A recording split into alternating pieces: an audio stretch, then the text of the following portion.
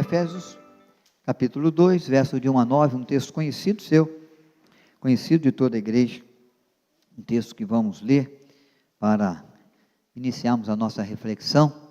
Eu dizia que vamos receber aí novo membro, né? E na nova vida em Cristo nós temos desafios especiais, que Deus tem trazido à vida da igreja hoje, né?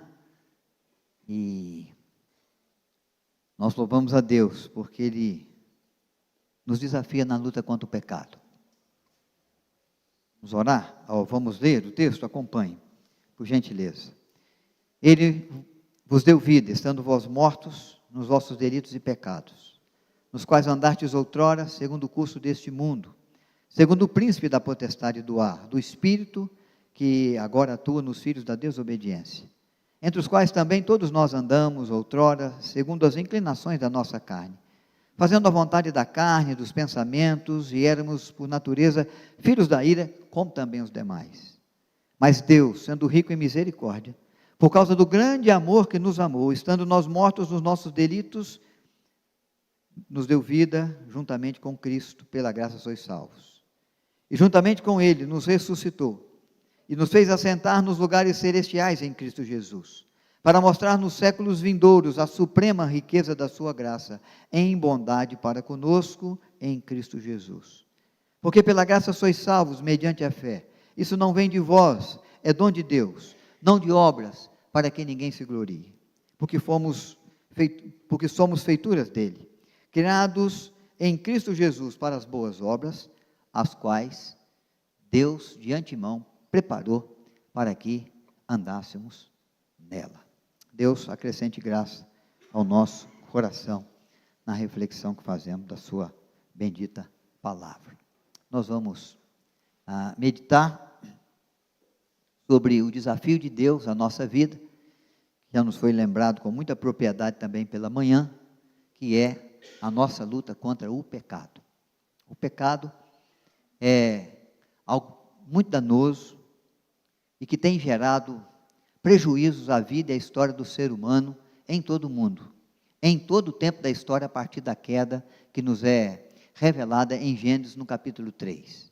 A partir do momento da quebra da aliança dos nossos primeiros pais, de Adão e Eva, e que de fato o pecado original se tornou uma realidade, porque eles comeram do fruto da árvore do meio do jardim, da árvore do conhecimento do bem e do mal, e quebraram a aliança que tinham com o Senhor. Então agora o pecado vem sobre o ser humano, sobre a terra, e vem trazendo muita dor, muito sofrimento, vem trazendo muitos danos à vida de uma pessoa, à vida de uma nação, à vida de todo mundo em circunstâncias das mais diferentes. A verdade é que toda razão da nossa lágrima, se ela vem de tristeza, toda razão, né, da nossa aflição de coração, toda razão de sonhos e projetos serem destruídos, de lares serem desfeitos, de boas ideias se frustrarem, é em razão do pecado. Uma guerra só surge porque surge um coração cobiçoso, um ego muito inflamado, uma vida soberba.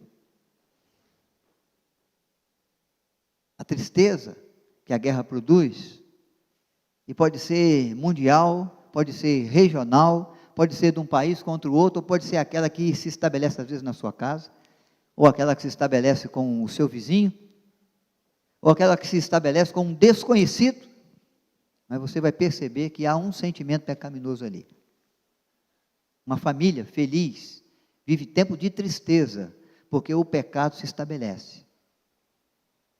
E esse texto nos mostra que ele se estabelece devido a 3 fontes, a 3 causas. A primeira é o nosso coração pecaminoso, a nossa natureza pecaminosa, o nosso coração que é inclinado ao erro, à falha, à desobediência, ao desagradar de Deus. A segunda é o mundo que nos cerca, o mundo com o seu jeito de ser, com a sua forma de viver, com seus princípios, com seus valores, tentando ditar para nós as regras, tentando ditar para nós a maneira de escolher, a forma de viver. E ele nos pressiona, e ele quer nos arrastar, e ele quer nos fazer viver como ele vive. Só que o mundo, diz a Bíblia, jaz no maligno. É o mundo das trevas. É quem vive fora do reino de Deus. É quem vive fora do querer, do propósito de Deus. O mundo jaz no maligno. O mundo da escuridão. Deus nos tirou das trevas. Deus nos trouxe para o reino maravilhoso do seu amor. Então nós não podemos mais nos amoldar ao mundo e às coisas do mundo, as coisas dessa vida, mas temos que andar como cidadãos dos céus, pensando nas coisas do alto. E é claro, o diabo é inimigo de Deus, é o inimigo da igreja, é o meu inimigo, é o seu inimigo, se você é filho de Deus. Ele anda ao seu derredor, ele quer um momento oportuno para te tragar, para te derrubar, para lançar o laço do passarinheiro, para te prender, num vício qualquer, numa atitude pecaminosa, que aos seus olhos vão parecer muito boa, no instante primeiro, no momento primeiro, mas que vai ser totalmente desastroso para a sua credibilidade, para o seu sonho, para o seu projeto, para aquilo que você construiu. Pode ser que em razão disso, desse descuido, em razão de você deixar a lacuna para que o diabo possa entrar na sua vida ou na sua casa, você venha a ver se perder, vazar pelas mãos, vazar pelos dedos, um trabalho de muitos anos, uma edificação, né, que você procurou trabalhar, se empenhar muito para construir, que de repente se vai. A verdade é que o pecado nunca é bom, nunca promove coisas boas. Se fosse assim, Deus tinha colocado o pecado no paraíso. O pecado é o que destrói o paraíso, é o que nos coloca para fora do paraíso, é o que nos lança na vida, né? Com todas as dores, com todas as lutas, com todas as perdas, com todas as dificuldades, com toda a tristeza, com todo o dano que ele pode promover.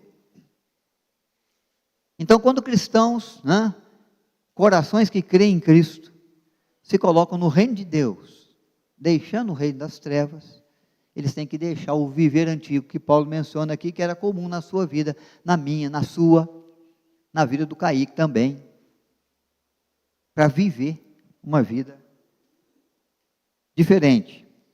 Na nova vida, peraí que eu tenho que ligar, na nova vida que de Deus recebemos quando cremos. O desafio da nova vida em Cristo é a nossa luta contra o pecado. É preciso nos esforçar, né, resistir até sangrar. Eu quero que vocês leiam, por gentileza, juntos, esse texto de Hebreus 12:4, nessa versão, tá? Vamos ler juntos? Ora,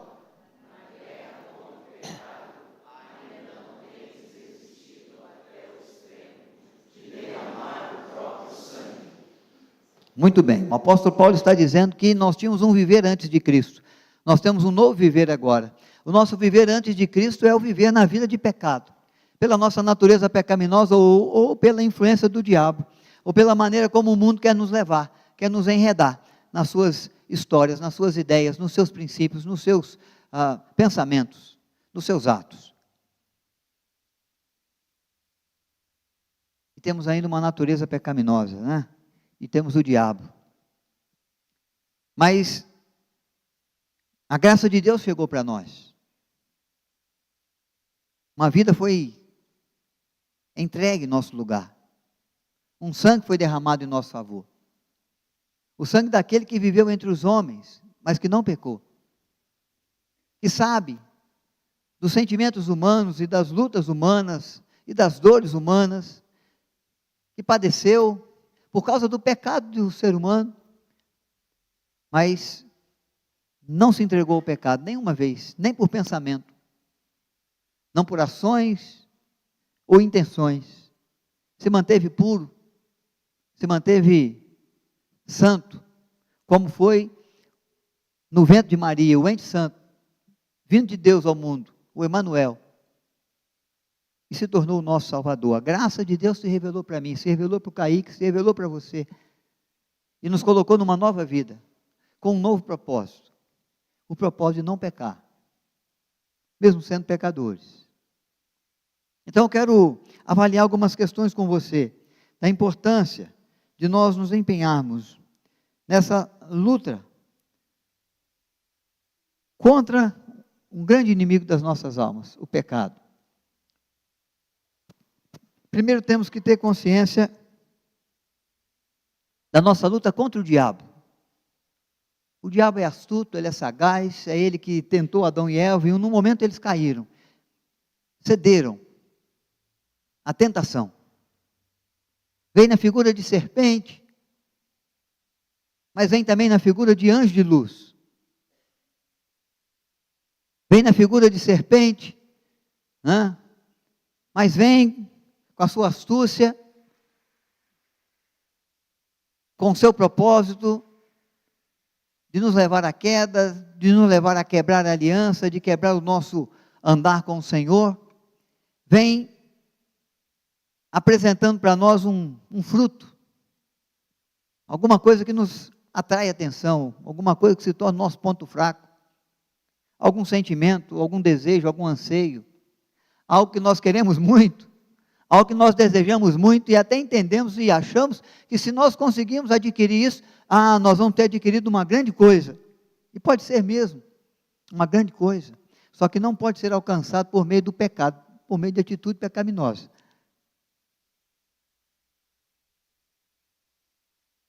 Mas o diabo, ele é tão capaz de te tentar como tentou Adão e Eva, que na sua astúcia, na sua ousadia, ele tentou até o próprio Cristo, o Filho de Deus.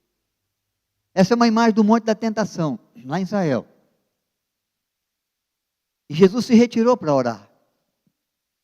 Ele ficou no deserto, próximo a Jericó, 40 dias e 40 noites, orando ao Pai, antes de iniciar o seu ministério.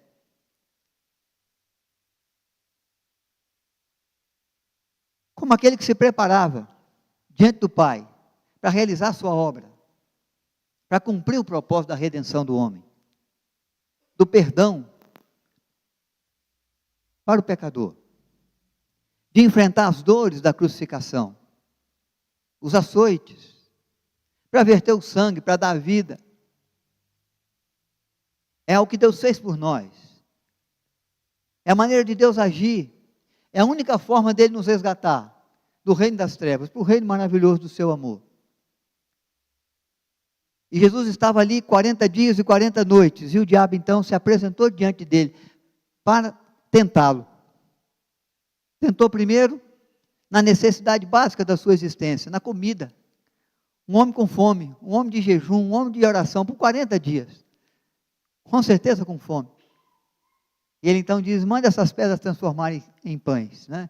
E aí você de fato vai se revelando como aquele que tem o poder, como o Filho de Deus o tem. Jesus vai dizer que nem só de pão viverá o homem, mas de tudo aquilo que procede da boca de Deus. Disso viverá o homem. Ele está citando uma palavra bíblica, uma palavra de Deus dada a Israel, uma palavra que Israel conhecia, uma palavra que o diabo conhecia também. Jesus não usa de aspectos extraordinários, aspectos de Deus, para vencer o diabo. Ele poderia. Ele é maior que o diabo. O diabo é submisso ao Senhor. Não há nada que está acima do nome de Cristo, do nome de Deus. Vocês sabem que Jesus caminhava no seu ministério, e havia pessoas endemoniadas, e os espíritos endemoniados eram afugentados na sua presença. Porque há poder em Cristo, e há poder no nome de Cristo, sobre o céu e sobre a terra, e sobre as coisas do mar, e tudo aquilo que foi feito, tudo se fez, nada do que foi feito se fez sem Ele. Há um grande poder no Emanuel. Mas Jesus, na maneira de ser tentado pelo diabo, nas 3 tentações que o diabo lhe traz, cada um numa área diferente, cada um numa proposta diferente, tudo naquilo que a gente olha que seria interessante para Jesus, se realizasse dessa forma, se realizasse assim, num estalar de dedos, numa atitude só. Mas não é o caminho de Deus, não é a vontade de Deus, não é a forma como Deus fez, não é a forma como Deus queria. E ele resistiu às tentações, mas resistiu sempre com a palavra de Deus. E a gente fica se perguntando, né, por que que Jesus se submeteu a isso, a ser tentado pelo diabo. Se ele podia apenas erguer a sua voz, ele podia fazer com que o diabo se afugentasse da presença dele, correndo, de forma imediata, sem lhe dirigir sequer a palavra, porque ele já é alguém que está vencido pelo poder de Deus em Cristo. Mas ele se submeteu às tentações, para ele mostrar para mim e para você, que nós também podemos vencer, que não pede de nós uma atitude extraordinária de um Deus,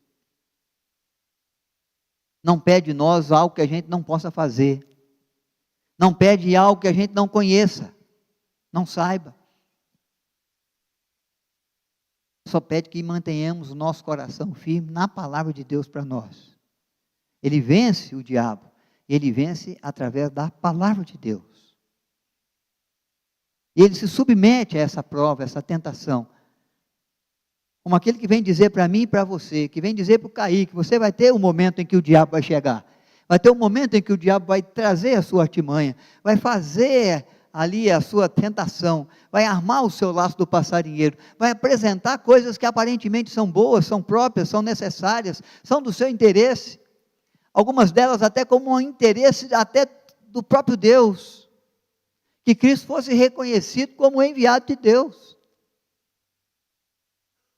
Mas há o jeito de Deus fazer as coisas, e há a necessidade de que nós mantenhamos o nosso coração na obediência ao querer do Senhor, no mover do Senhor, no jeito de Deus, na proposta que Deus tem, e não naquela proposta que às vezes nos é apresentada, e que pode até acelerar os planos, pode nos parecer um atalho muito bom, para a gente chegar onde a gente deseja, para a gente poder até cumprir melhor o nosso propósito junto ao reino de Deus. Mas se vem por parte do maligno, tem que ser rejeitado por nós. Tem que receber a nossa resistência. E o Senhor Jesus vem para garantir que é possível resistir ao diabo até que ele fuja de nós. Porque são muitas as suas armadilhas para nos levar ao pecado, para nos levar à desobediência ao Senhor, para fazer com que sejamos negligentes com aquilo que Deus espera que façamos, ou desobedientes numa lei que Ele já estabeleceu para nós. E se nós deixarmos que isso aconteça, nós vamos viver danos, como Adão e Eva viveu, foram expulsos do paraíso, foram botados para fora, tiveram que experimentar muitas coisas ruins, que antes não existia ali no Éden, mas que a partir do momento da queda da aliança, porque deram ouvidos ao diabo na figura de serpente, passaram a ter que enfrentar e a viver. Começaram a ver contado os seus dias. Começaram a se cansar quando trabalhavam. Perceberam que a sua atitude trouxe danos à sua história, à história da humanidade, trouxe danos à terra, porque espinhos e abrolhos começaram a surgir e a nascer junto à terra. Coisas ruins que antes não existiam na natureza, passaram a existir. Por causa da queda do ser humano. Porque não foram capazes de resistir. Resistir às ciladas do inimigo. Paulo diz isso, ele fala, nós andávamos assim, conforme o príncipe da potestade do ar. Ele que conhece as nossas fraquezas, Ele que vê na nossa vida as brechas, Ele que anda ao nosso derredor procurando um momento oportuno para nos tragar. Quantas vezes você já viveu essa situação? Quantas vezes você resistiu? Quantas vezes você se entregou? Você foi vencido, não venceu? Mas o propósito de Deus é que a gente vença. Como Cristo venceu no deserto. Porque esse tipo de vida, de deixar com que o diabo nos vença, na sua trama, na sua astúcia, nas suas armadilhas junto à vida, não é mais o querer de Deus, e não é mais o viver que Deus nos dá. O viver que Deus nos dá é o viver da nova vida. Isso que nós vivíamos tem que ter se tornado passado. Resistir ao diabo, até que ele fuja de vós. Porque a nossa luta não é contra carne nem sangue, mas contra principados e potestades. Diz o texto de Efésios capítulo 6, versículo 12. Ou ainda Tiago capítulo 4, versículo 7. Sujeitai-vos, portanto, a Deus, mas resisti ao diabo, e ele fugirá de vós. A maneira de vencer é com a palavra de Deus. Com a palavra que é luz, lâmpada para os nossos pés, luz para os nossos caminhos. Salmo 119, 105. A palavra de Deus que é verdadeira, que é a espada de dois gumes que consegue atravessar até as entranhas da nossa alma. A palavra de Deus que não falha, que é autêntica e que pode nos ajudar na luta contra o pecado. Jesus venceu, nos dando esta preciosa lição. Um outro procedimento que Paulo falou que era comum é a influência do mundo. A influência do mundo. Vivíamos conforme o curso deste mundo, conforme a maneira de ser, a maneira de viver, a maneira de conduzir a vida que o mundo tem. Eu trago um exemplo para vocês, não lá do mundo, mas um exemplo de dentro da igreja. De como a igreja ela pode se perder, de como o princípio religioso ela pode sair fora do caminho. Quando a palavra de Deus é tirada de nós, quando a luz do evangelho não está iluminando a nossa vida, quando a escuridão e as trevas do mundo vão chegando para dentro da igreja, vão chegando para dentro da nossa história, vão entrando dentro da nossa casa, vão determinando o nosso proceder, vão dizendo para nós o que convém e o que não convém, vão nos forçando nas escolhas da vida. Todo esse gráfico que está aqui é o momento em que a própria igreja de Cristo se desvia da palavra de Deus e começa a ter um procedimento mundano, um procedimento corrompido,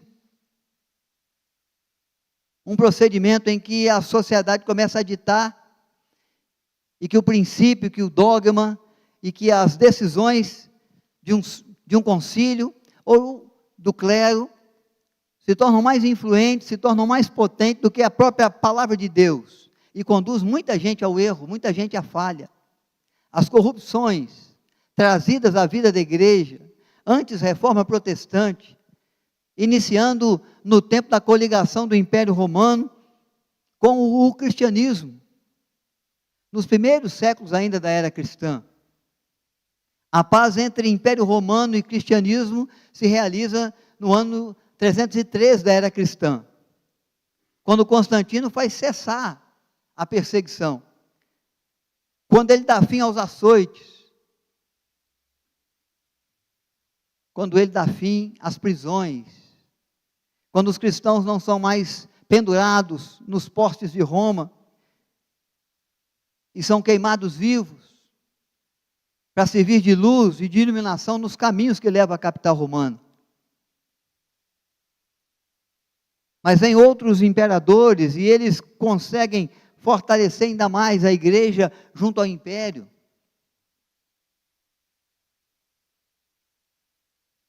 E a igreja que era perseguida, agora tem o apoio. E o princípio religioso cristão, que era perseguido, agora é determinado como o princípio de fé do Império Romano.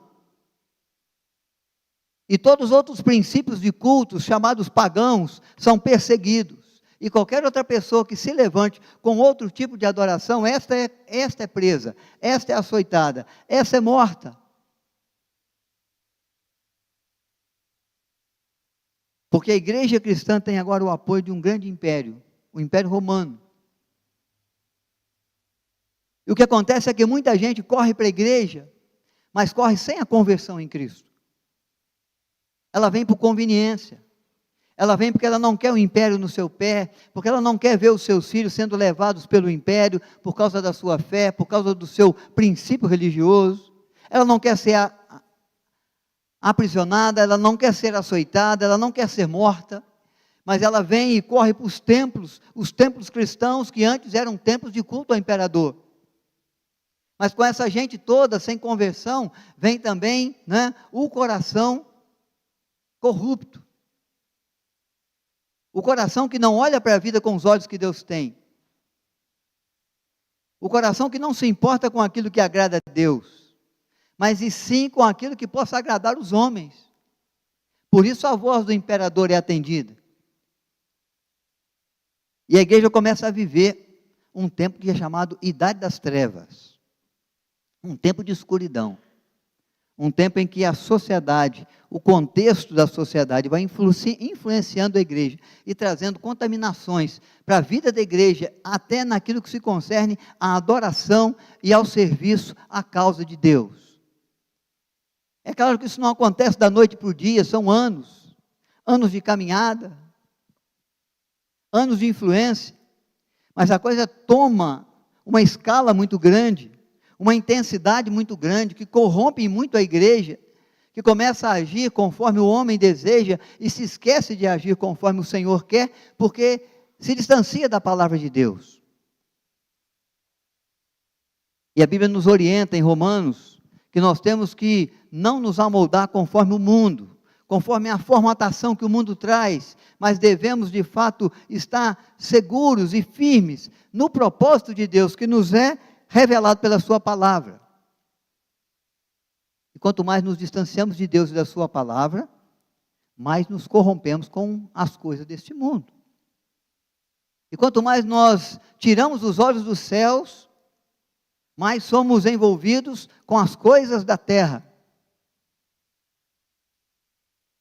E todo ser humano está vivendo em sociedade, porque ele é um ser social, e todo ser humano está vivendo na sua casa, na sua escola, vivendo lá no ambiente do seu trabalho, vivendo e convivendo na rua com seus amigos, e todo ser humano está por aí, junto à cidade, convivendo com todo tipo de gente, com todo tipo de pensamento, de proposta.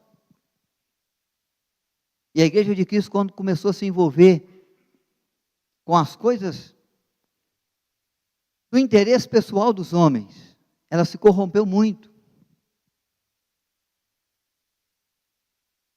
Ela chegou a trocar a adoração a Deus e a convicção de um só mediador, que é Cristo, aquele que deu vida por nós no Calvário, pela intercessão aos santos.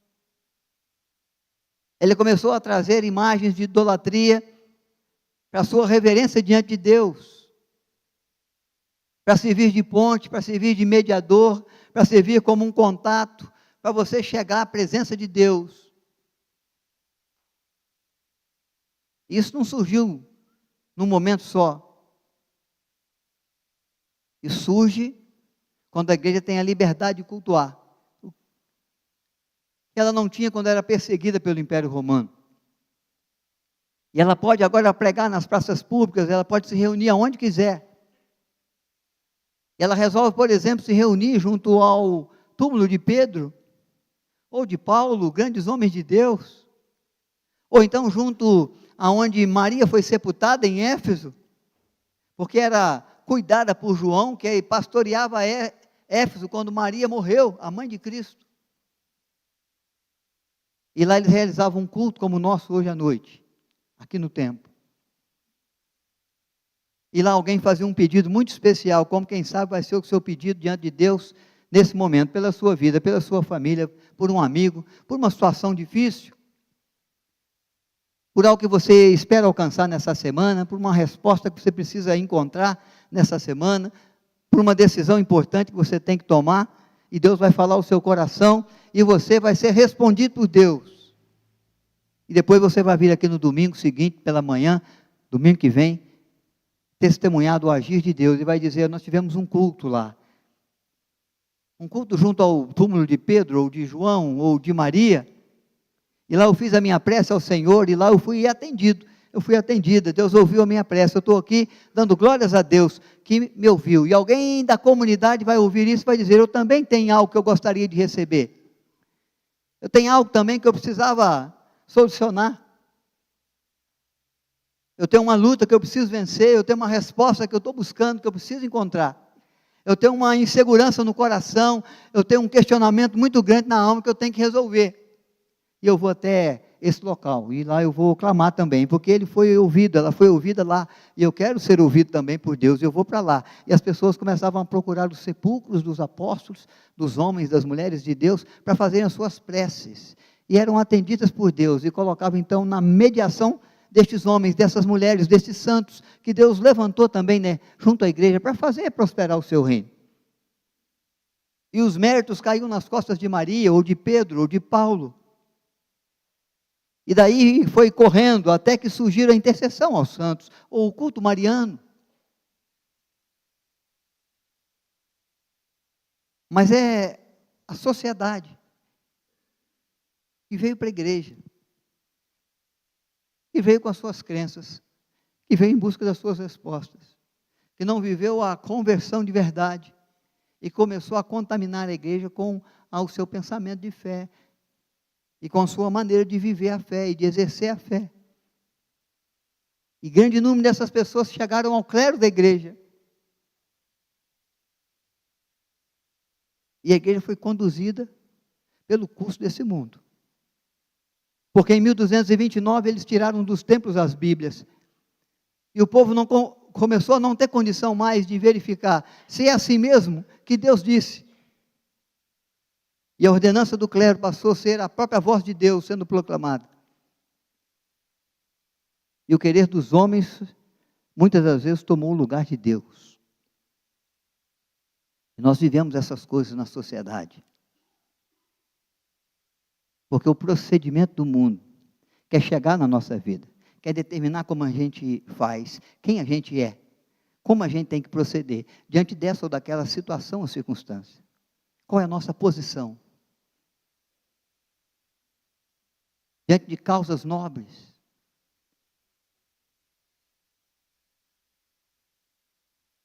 Diante de propostas que o mundo tem, que os homens têm, que a filosofia tem, que a ciência tem.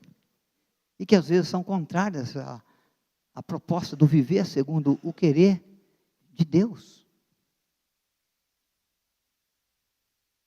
E aí a sociedade quer empurrar para nós, empurrar goela abaixo, empurrar com um jeitinho de ser. Para que a gente não tenha mais como pecado aquilo que Deus determinou que é pecado. Que a gente não entenda mais como algo danoso, aquilo que Deus já disse, já apontou, que vai ser danoso. Porque a sociedade pode apontar para mim e para o Kaique dizendo, isso é normal, todo mundo faz, todo mundo age assim, todo mundo tem esse procedimento. Aqui nessa escola é assim, aqui nessa faculdade também. Todos nós pensamos desse jeito, esse é o jeito certo. Esse é o jeito autêntico. Esse é o jeito que você tem que pensar. Essa é a forma que você tem que fazer, é a maneira que você tem que viver. Porque você ou faz isso ou está fora do grupo. Ou faz isso ou nós vamos fechar as portas para você. Ou faz isso e nós vamos virar as costas para você. Ou faz isso ou você não vai ter nenhuma voz. E às vezes o crente em determinados ambientes, locais, em determinadas situações ou circunstâncias, ele quer ter, ele vai ter sua voz calada. Calada pelo mundo, calada por aqueles que não se preocupam com as coisas de Deus, não se preocupam com o reino de Deus, não se preocupam com a vontade de Deus. Eles têm os seus próprios interesses. E a coisa que o Kaique vai viver, e eu e você vivemos, porque faz parte do viver da nossa velha vida. Andar segundo o curso desse mundo. Nossa luta contra o pecado.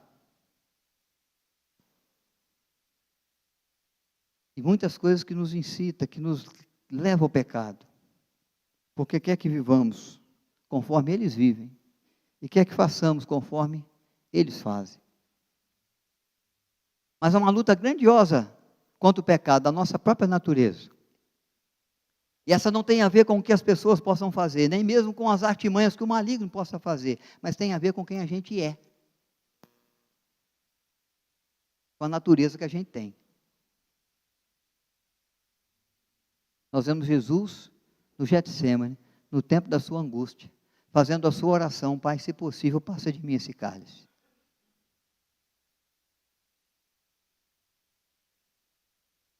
o cálice da dor, o cálice da morte, o cálice da zombaria, o cálice da maldade dos homens, da perversão dos homens, da crueldade dos homens,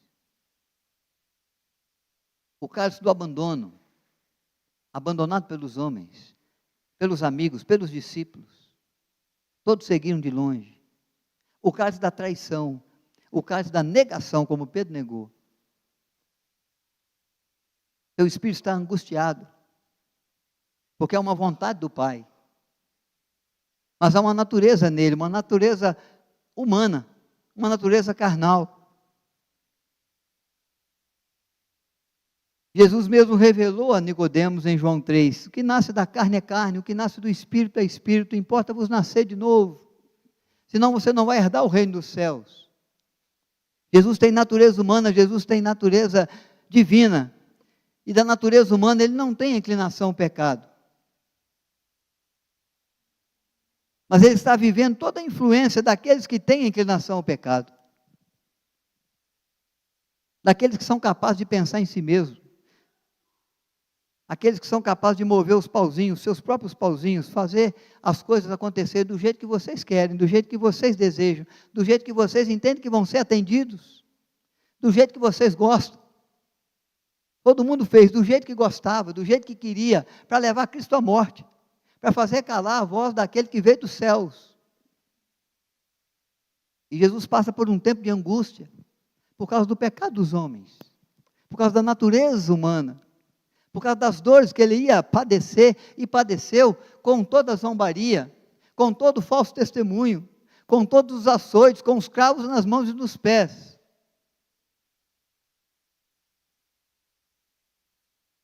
Mas sobretudo com a dor maior, a dor que o faz clamar, Eloi, Eloi, lama sabactani, Deus meu, por que me desamparaste? Porque ele ia levando sobre si as nossas dores, os nossos pecados, a nossa culpa, pagando o preço que é nosso, pelo pecado que nós cometemos, mesmo não tendo cometido pecado algum.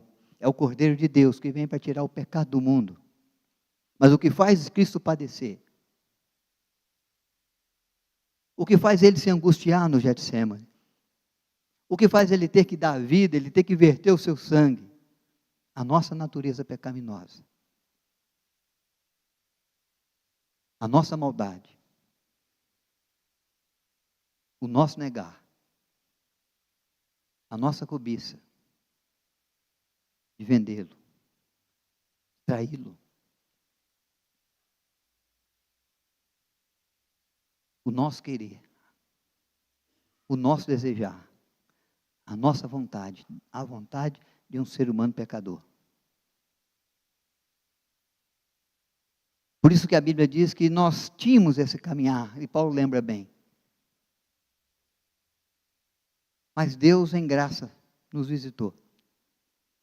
Nos visitou por meio de Cristo, nos visitou com amor incondicional. Nos visitou com o perdão, nos visitou com a misericórdia, nos visitou com a nova vida, para aquele que estava morto por seus delitos e pecados.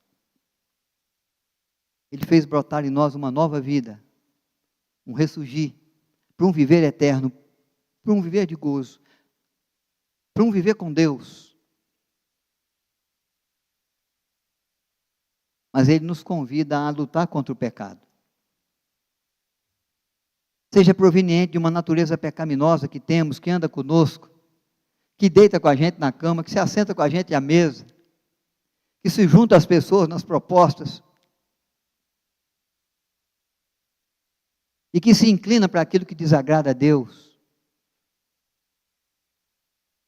porque mais vale o nosso querer às vezes do que o querer do Senhor. Seja pela força do mundo, que quer ditar as normas, que quer nos enredar, que quer nos levar a corredeira abaixo, que quer nos forçar a essa ou aquela decisão, distante do querer de Deus, do revelado Senhor na sua palavra, quer seja do inimigo das nossas almas, o diabo que quer nos destruir, que quer afligir a nossa história, que quer trazer lágrimas no nosso rosto, que quer desacreditar o nosso nome e a nossa palavra, para que não possamos dar um bom testemunho de fé em Cristo. O Senhor Jesus diz que contra o pecado, seja por artimanha maligna, por inclinação da carne, ou pela influência do mundo, nós temos que lutar até sangrar. Lutar dando o nosso melhor. Lutar e resistir até não aguentar mais. Pode ser que venhamos a tombar, a sermos vencidos no ringue. Mas o que Deus espera é que o Kaique vença. É que ele se esforce. É que ele ofereça o seu melhor em favor do Evangelho. Por gratidão, pela graça de Deus, pelo Filho que Ele enviou, pela nova vida que Ele nos deu. Ainda não resistisse até sangrar na luta contra o pecado.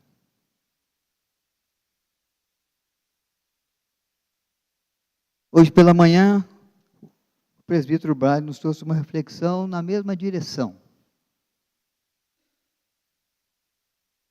Charles Spurgeon, um dos grandes pregadores do Evangelho, tem essa expressão: pequenos pecados são como pequenos ladrões que abrem portas para os maiores.